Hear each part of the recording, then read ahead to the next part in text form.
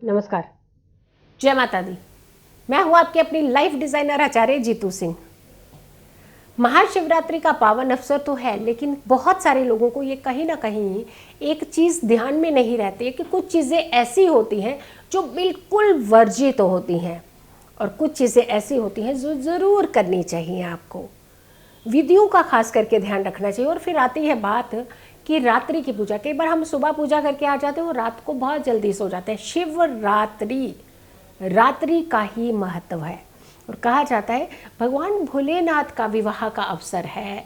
ऐसे में आप रात्रि कैसे मिस कर सकते हैं, क्योंकि आपको ये संयोग मिला है कि भगवान भोलेनाथ की शादी का हिस्सा बन सकें आप भी और अपनी मनोकामनाएं पूर्ण कर सकें। बहुत सारी चीज़ें ऐसी होती कि बच्चे, खास करके बड़े बुजुर्ग जितने भी होते हैं, वो सुबह जल्दी नहीं उठते हैं। भगवान भोलेनाथ को तो जल अर्पित तो करने जाना चाहते हैं, लेकिन बिस्तर जल्दी नहीं छोड़ते हैं। देखिए, बिस्तर जल्दी छोड़ना पड़ेगा उस दिन आपको। सूर्य उदय से पहले ही अगर आप उठकर स्नान कर लेते हैं तो यकीन मानिए पहली विधि आपकी यहीं पर कंप्लीट हो जाती है। गंगा जल से आपको भोलेनाथ को अभिषेक कराना चाहिए। धतूरा, भस्म, आग, चंदन, बेलपत्र, बेर, गन्ने का रस, गेहूं और साथ के साथ आपको चंदन ज़रूर रखना चाहिए अर्पित करने के लिए। इसके अलावा आप अपनी विधि अनुसार और भी चीज़ों को, अगर आप ड्राई फ्रूट चढ़ाना चाहते हैं, कुछ लोग मिष्ठान चढ़ाना चाहते हैं, तो वो विधि सारी आप कर सकते हैं। लेकिन ये चीज़ें ज़रूर होनी चाहिए। घी की जोत जलानी चाहिए और साथ के साथ धूप दीप ज़रूर करना चाहिए भगवान भोलेनाथ को। वैसे तो कहा जाता है कि अगर श्रद्धा भाव हो तो खाली जल से भी भगवान भोलेनाथ खुश हो जाते हैं। लेकिन अगर आपके पास ढेरों चीज़ें हैं लेकिन श्रद्धा नहीं है तो तब तो भोलेनाथ प्रसन्न नहीं होते हैं। तो इसलिए श्रद्धा सबसे ज़्यादा इम्पॉर्टेंट हो जाती है। फिर बहुत सारे लोग ऐसे कि रात्रि की पूजा नहीं करते हैं। रात्रि की पूजा ज़रूर करनी चाहिए। कहा जाता है कम से कम 12 बजे तक जागना चाहिए। भगवान भोलेनाथ के मंत्रों का जाप करना चाहिए। माँ पार्वती को की आराधना करनी चाहिए। और तो और अगर आपको रत्न धारण करना हो, खास करके मोती रत्न या फिर गोमेद, गोमेद राहु का रत्न होता है और मोती चंद्रमा का रत्न होता है। अगर आपको ये 2 रत्न धारण करने हों तो इससे अच्छा उत्तम दिन नहीं होता। रुद्राक्ष धारण करने का दिन होता है। ये रुद्राक्ष धारण कर सकते हैं आप। महा उपाय की बात करते हैं और ये भी बताएंगे कि कुछ ऐसी चीज़ें हैं जो आपको बिल्कुल नहीं करनी है और ख़ास करके आपको ध्यान रखना है। लेकिन आपको एक महा उपाय बताते हैं जो हर कोई कर सकता हो और अपनी मनोकामनाएं पूर्ण कर सकता हो। 5 मुखी रुद्राक्ष, 13 बेल पत्र, 5 धतूरे, भस्म और एक छोटा सा चांदी का टुकड़ा और साथ में सफ़ेद चंदन। इन सब की आपने एक पोटली बना लेनी है और ये पोटली आपने भगवान भोलेनाथ को अर्पित करनी है।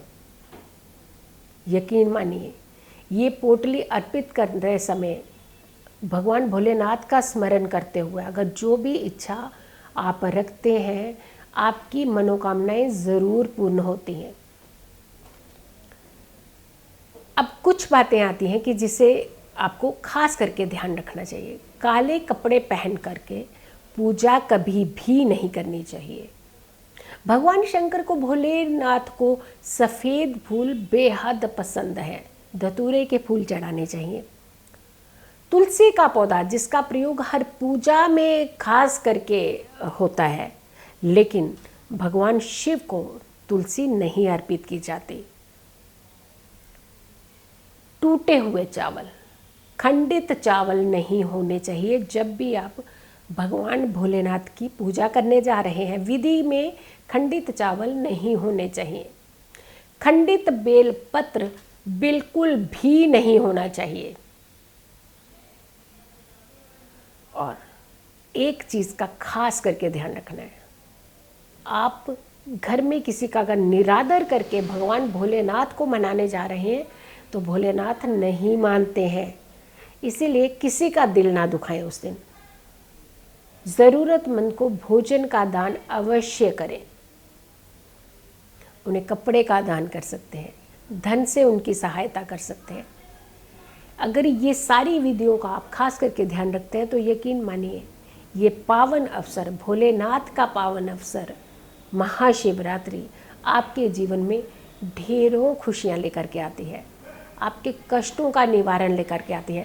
लेकिन अगर आपने मेरा चैनल सब्सक्राइब नहीं किया है तो ज़रूर मेरे चैनल को सब्सक्राइब करें। आचार्य जीतू सिंह के नाम से आप यूट्यूब पर जा कर के इस चैनल को सब्सक्राइब कर सकते हैं। और नीचे जो नंबर दिए जा रहे हैं इस नंबर पर आप कृपया करके अपॉइंटमेंट के लिए ये नंबर दिया जा रहा है। अगर आपकी कोई समस्या है, आप अपने कुंडली का विश्लेषण कराना चाहते हैं, अपने बारे में निजी कुछ जानकारी लेना चाहते हैं तो इस नंबर पर कांटेक्ट करके अपनी फ़ीस जमा करा करके आप मुझसे अपॉइंटमेंट ले सकते हैं और हम आपको अपने नंबर से कॉल करके आपकी सारी समस्याओं के समाधान निकालने का प्रयास करेंगे। आप खुश रहें, सुरक्षित रहें, लेकिन हमेशा पॉजिटिव रहें। जब हम पॉजिटिव रहते हैं तब हमारे जीवन में हमेशा खुशियाँ ही दस्तक देती है। जल्दी हाजिर होंगे एक अच्छी वीडियो के साथ। तब तक के लिए नमस्कार।